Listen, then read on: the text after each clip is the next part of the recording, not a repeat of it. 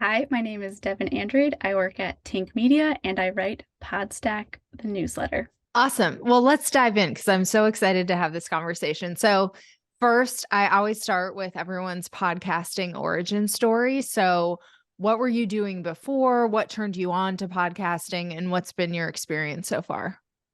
So before I actually got into podcasting, I was more just in digital content in general. I really liked video production, not so much like film, but just videos for the internet. And through the programs I went through in college and then the job I got right after that, it was a lot of just digital media production. And I started listening to podcasts a lot. And I thought, this is another storytelling avenue that I want to explore. So I started producing podcasts for the college that I was working at and getting more and more into it. I did a little bit of teaching at the college for it. And then I started coming across the work that like Lauren and Ariel were doing as far as like marketing and this other side of Uh-huh. podcasting. And I realized like I love the creative side of podcasting. I love making podcasts. I love audio storytelling, but there's a lot of people that are really good at that. And there's a lot of shows that need support Mhm. getting found by audiences. So maybe it makes more sense for me to switch my focus on helping those shows grow, helping them find their audiences, and then I can keep the creative stuff for little projects I want to do on the side. But I felt like marketing could be the way that I could help support podcasters in a bigger way than just becoming another producer. I think that would still be really fun to do, but I don't know, all the stuff that I was learning just from like listening to Lauren and Ariel. I was like, this seems like it could be really fun and still connected to this thing that I love Uh-huh. without being the only way I thought I could pursue it before. So that was Yes. kind of my path. Totally. That's so smart. I love that you took this other path and the way that Lauren and Ariel do it, it is creative. It is as creative as like making a podcast.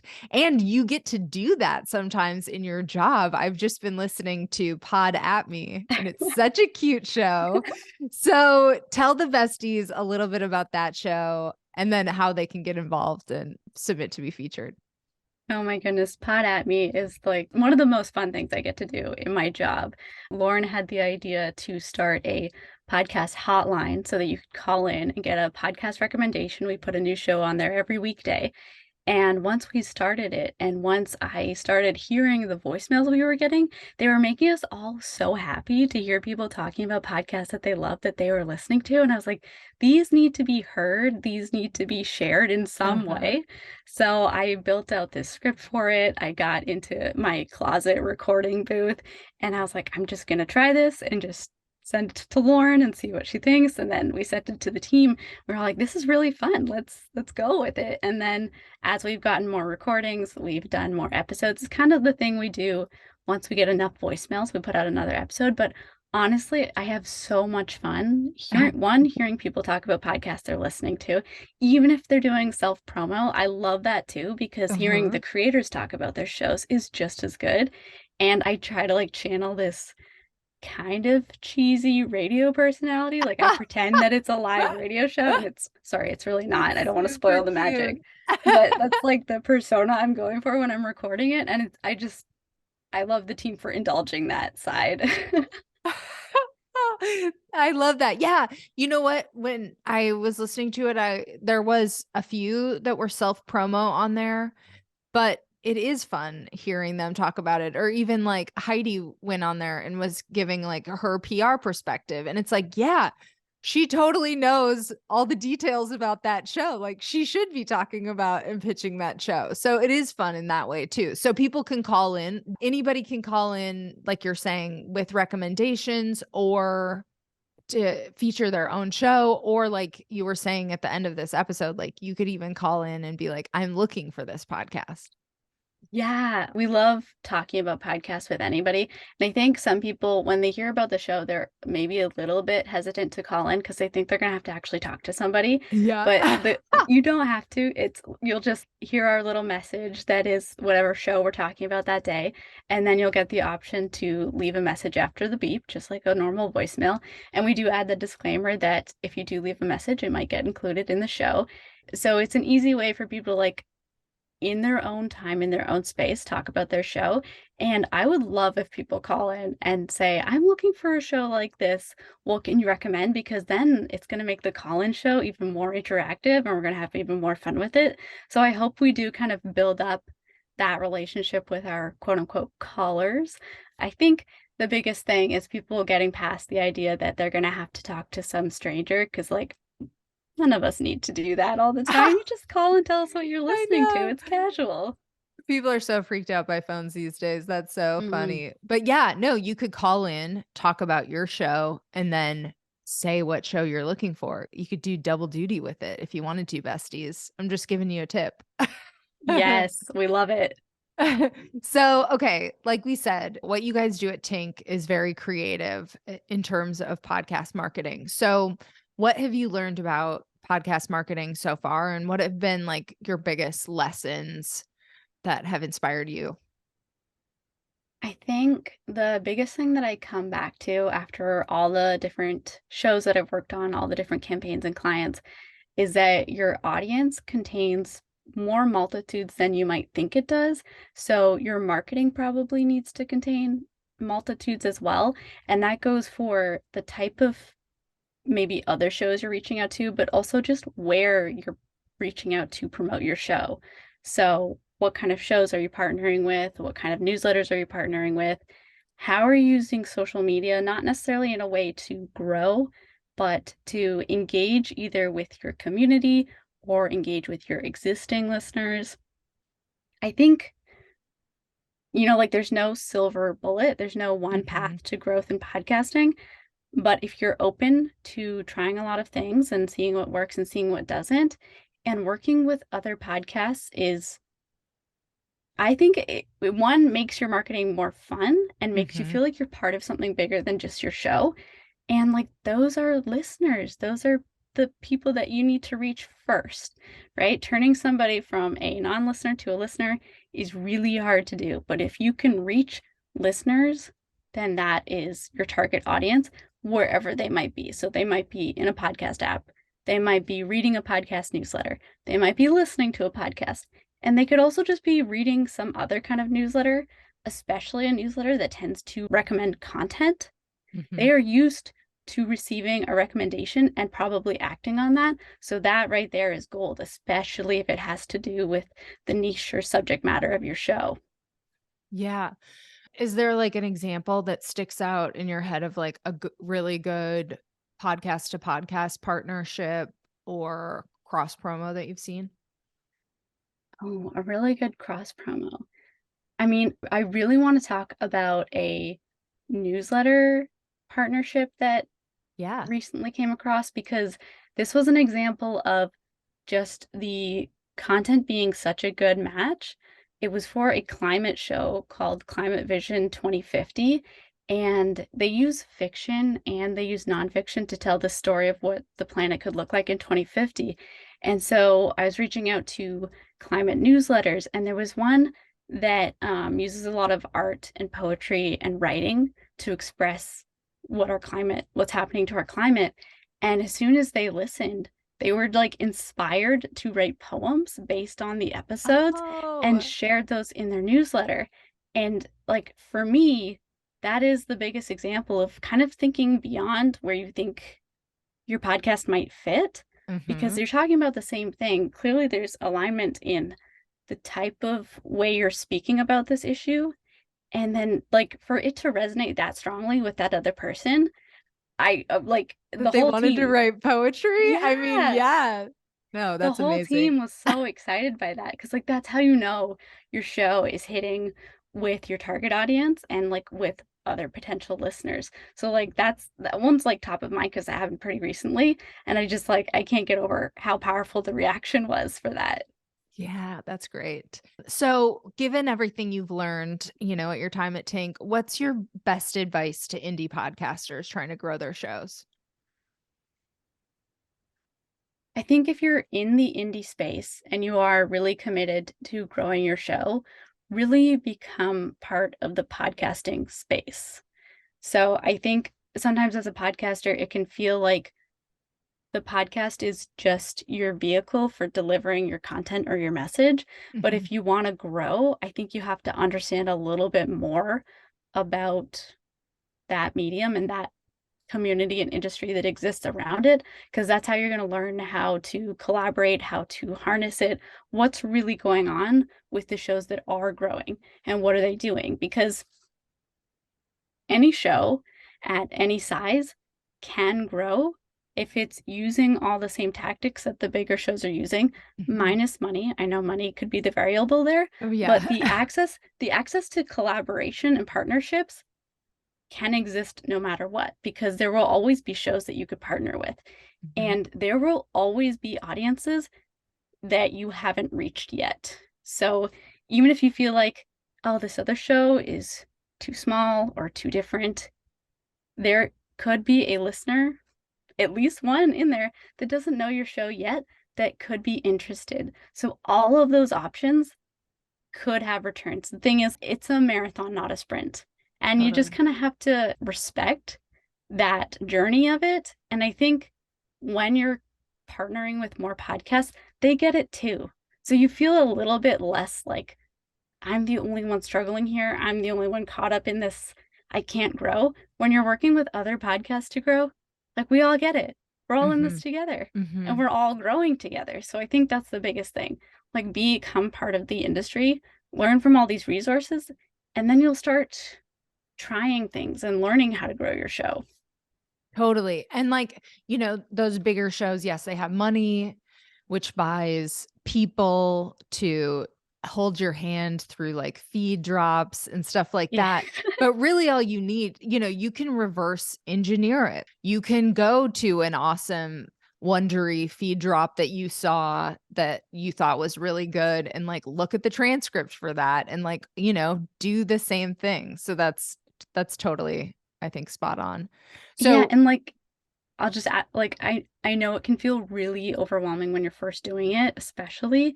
And like there's so many things, and you're right, the biggest thing that money will give you is like resources to help do all of this. And mhm. we're trying to help support that effort at Tink because we're doing this thing right now on Podcast Marketing Magic, about 52 weeks of podcast growth.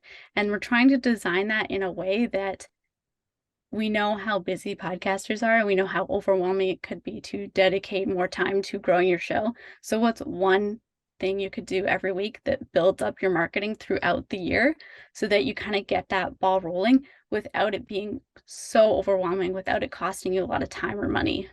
Yes. Yes. Everyone should check that out. So you listen to just a shit ton of shows, I'm sure, for work. So tell us about your favorite recent shows and what you're listening to these days. Oh, right now, I feel like one show that has really stood out to me recently was Good Sport by Jody Avirgan, because I love when a show, even if it's talking about something that I might not be super interested in, but it does a really good job of adding storytelling into the structure of the show. So I already kind of really enjoy sports, but the approach that Jody is taking for it is that sports reflect a lot of our culture and our world and what's going on. And I love Oh, that kind of angle in a show. So I feel like I'm learning way more about the world than a specific sport. And it's one of those shows that I didn't expect to like that much. I knew I liked his work. I knew I would like the topic, but it's really sticking out to me as like I want to tell more people about it. oh, I love that. Anything else? Oh gosh, I feel like there's probably so many. I always go back to Not Past It. I have a few of their episodes in my queue right now. I listen to a lot of movie podcasts about usually about movies I haven't even watched yet because I'm so slow at watching movies, but I love learning about them. So I've been listening to a lot of Hollywood Gold recently, learning about Nice. Austin Powers. That movie was fascinating behind the scenes. Oh, I Uh, bet. yeah, and then Vibe Check is my go-to every week. They Oh, make I me haven't so listened to Vibe happy. Check. What is it? Oh my goodness. Sam, Zach, and Saeed are like your best friends, and they're talking about culture, they're talking about news. So it can get really serious, but they bring like the best energy to everything that they're talking about, and they have the best friendship. And they must be like this in real life because it feels like the most authentic version of themselves is coming across in the show, to the point like anytime I'm in a bad mood and if I put on that show, I immediately feel so much better no matter what. They really bring good vibes. I I cannot get love enough of that that. show. That is a strong endorsement. Okay. Yeah, So I could go on all day, sorry. I know you really could. So tell besties about your newsletter because you have a whole newsletter recommending podcasts. Yes, yeah. I realize that I have too many podcast thoughts and I should probably be documenting them somewhere. So I started Podstack, that's on Substack, and the idea is to celebrate great audio and to just help more people discover great audio.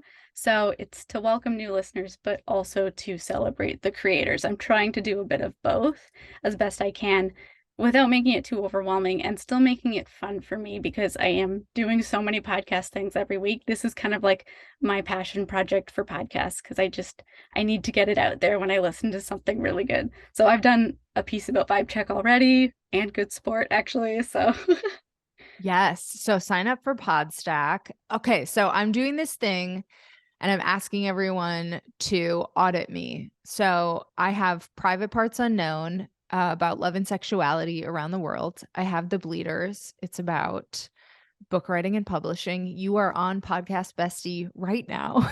Is there anything that you see as an out, looking in where you're like, oh, I think you should try this. I think you should do more of this. I think you should stop doing this. Do you have a little assignment for me? oh, I think I'm honestly always very impressed with how good you've been about continually reminding people of your content because you put out a lot of good resources and it can be overwhelming for people, but you're really good about like reminding people about it in small chunks so that you talk about a newsletter maybe for a whole week because you take parts of it throughout the week to post about it. And I really, really like that you do that. And I think for all of that, the biggest thing that I'm looking at these days is making sure that all of that content is accessible. So things like alt text when you're sharing Mhm. images and stuff like that. I know transcripts are really hard, but like welcoming in all different kinds of consumers for your content is something that I have learned a lot about over the past year through accessible podcasting. I actually teach a micro credential about it. Oh, And really? so, yeah. And so once you kind of realize all the barriers that could be out there for audiences that might really love your content, you can't help but try to improve those. It takes a lot of different steps sometimes, but every step you take gets you closer to it just being part of your workflow. So I would say maybe auditing a little bit for accessibility. And if anybody is ever viewing your content in any way, what are the barriers that might exist and how could you provide something so that they can consume the content in whatever way works for them? Oh, I love that. Yeah.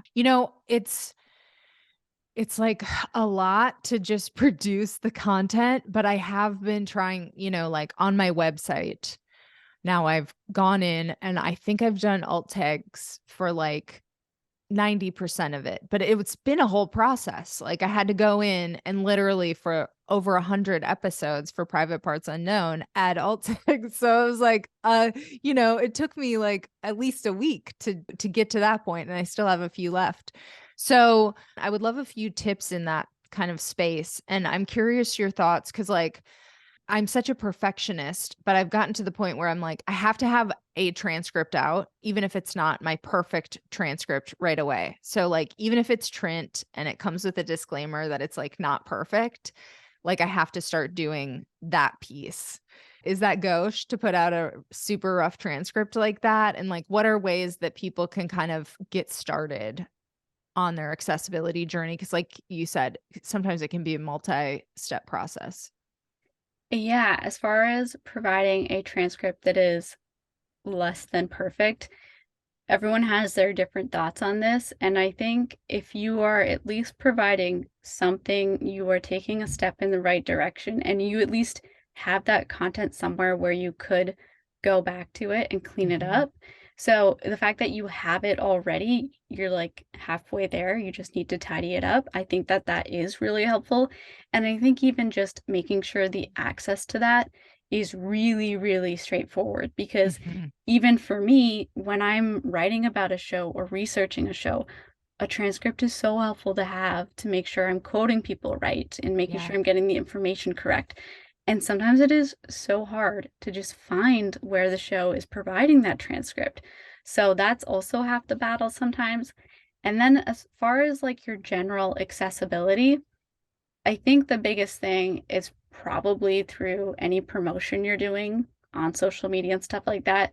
So adding the alt text and just keeping in mind that alt text is supposed to be pretty short and concise. And if Mhm. you find that you're posting something that is longer than that, then you need like a longer description and it's not necessarily alt text that you need. You just need to Mhm. describe the image. But alt text can be really straightforward. It's just thinking like, what does a person need to know in order to understand the context or get why this image is here or this piece of content is here? So Mhm. I think understanding that can help. And even I'm learning more things about accessibility on social media for podcasts every day. And I love, love, love seeing podcast apps and hosting sites adding more features to support the consumers and to support the creators, because I think that's also a huge, huge piece of it that hopefully we will get more support all around to make it easier for everybody. Yeah. Awesome. Well, this has been really great. Is there anything else you want to say to the besties before we wrap? I just really like you said this at the top of the show. I think like at Tink, we really believe how creative marketing can be, and we really do have so much fun with it. So always pay attention to what is making you pay attention to a promo, to something you see on social, what makes you click, what makes you hit play. Pay attention to those behaviors because then you might learn something more about your audience. You'll get a little creative about how you can reach that audience. Like there's so much creativity in like figuring out that puzzle and working with other podcasts. So I think just kind of try to change your mindset about what marketing is in podcasting because it's way more fun than it is in other industries. I don't know that for a fact, but that's just how I feel about it. Totally. Thank you so much. This has been great.